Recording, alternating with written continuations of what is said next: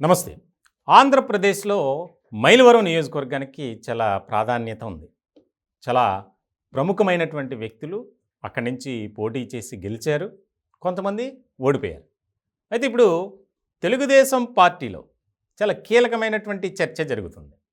మైలవరం నియోజకవర్గానికి అభ్యర్థి ఎవరు? వాస్తవంగా చెప్పాలంటే మైలవరం నియోజకవర్గం అంటే తెలుగుదేశం పార్టీ నుంచి ప్రతి ఒక్కరూ చెప్పేటువంటి పేరు దేవినేని ఉమా. ఆయనకు పార్టీలో అదే రకమైనటువంటి మంచి స్థానం ఉంది. ఆ నియోజకవర్గంలో కూడా ఆయనకు మంచి గుర్తింపు కూడా ఉంది. ఇట్లాంటి సందర్భంలో తాజాగా జరుగుతున్నటువంటి పరిణామాలు చూస్తుంటే ఈసారి మైలవరానికి దేవినేని ఉమా ఆయన పోటీలో ఉండరు అనేది ఎక్కువగా వినిపిస్తుంది. దీనికి సంబంధించి తాజాగా జరుగుతున్నటువంటి చర్చ కూడా చాలా అత్యంత ప్రాధాన్యత సంతరించుకున్నటువంటి పరిస్థితి. ఇటువంటి నేపథ్యంలో మరి దేవినేని ఉమా ఎక్కడి నుంచి పోటీ చేస్తారు అనేది ఒకటి. దేవినేని ఉమాకు కాకుండా మరి ఆ నియోజకవర్గంలో ఎవరికి అవకాశం ఇస్తుంది తెలుగుదేశం పార్టీ అనేది చాలా ప్రాముఖ్యమైనటువంటి అంశంగా మారింది. వాస్తవానికి వైఎస్ఆర్సీపీలో కీలకమైనటువంటి నాయకులుగా వసంత కృష్ణప్రసాద్ ఉన్నారు. ఆయన సిట్టింగ్ ఎమ్మెల్యే. ముఖ్యంగా వారి కుటుంబం కూడా రాజకీయంగా సుదీర్ఘ అనుభవం కలిగినటువంటి ఫ్యామిలీ. ఇలాంటి సందర్భంలో పార్టీలో సముచితమైనటువంటి స్థానం లేదు, సరైనటువంటి గౌరవం దక్కడం లేదు అనే ఆలోచనలో వారుండి పార్టీకి రాజీనామా చేసినటువంటి సందర్భం.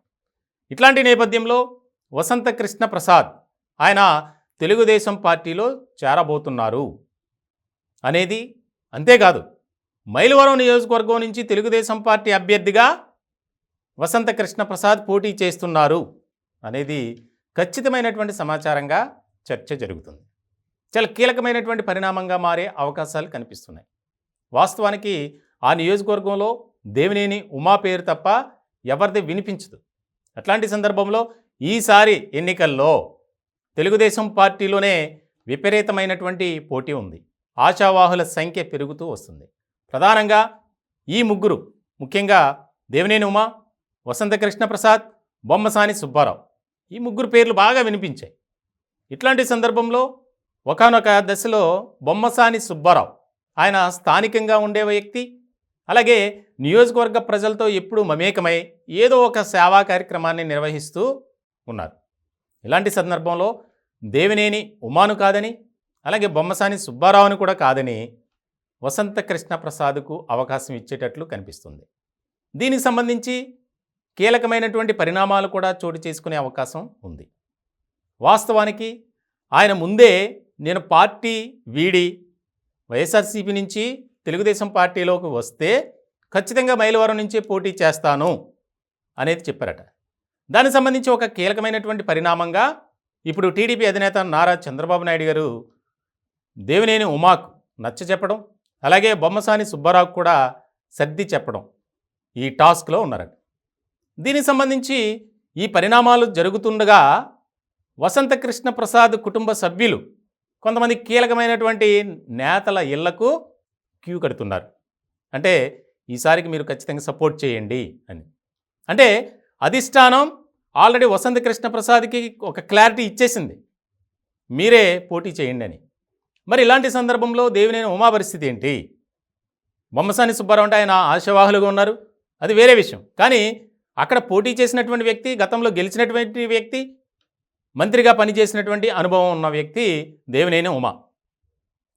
మరి వసంత కృష్ణప్రసాద్ను ఆయన కలుపుకొని ముందుకు వెళ్తారా అనేది కూడా కీలకంగా మారింది. ఇలాంటి పరిస్థితుల్లో మీరు ఏదేని రాష్ట్రంలో ఒక నియోజకవర్గాన్ని సెలెక్ట్ చేసుకోండి. ఉమ్మడి కృష్ణా జిల్లా అయినా పర్లేదు, ఎక్కడైనా పర్లేదు, మీరు చెప్పిన నియోజకవర్గంలో పోటీ చేసే అవకాశం ఇస్తాం అని దేవినేని ఉమా ముందు ఒక ప్రతిపాదన పెట్టినట్లు కూడా తెలుస్తుంది. దానికి సంబంధించి ఇంకా ఎలాంటి నిర్ణయం తీసుకోలేదు ఉమా. మరికొద్ది రోజుల్లో ఆయన అనుచరులు, అభిమానులతో సమావేశమై ఒక ప్రకటన చేయబోతున్నారు అనేది నియోజకవర్గంలో బాగా వినిపిస్తుంది. తెలుగుదేశం పార్టీ వర్గాల్లో కూడా ఒక రకమైనటువంటి చర్చ జరుగుతుంది. ఇలాంటి సందర్భంలో వసంత కృష్ణప్రసాద్ అప్పుడే ఆయన ప్రచారాన్ని కూడా స్టార్ట్ చేశారు. నియోజకవర్గంలో తిరగటం, కొంతమంది కీలకమైనటువంటి నేతల ఇళ్ళకి వెళ్ళటం, అలాగే ఓటర్లను కూడా కలవటం.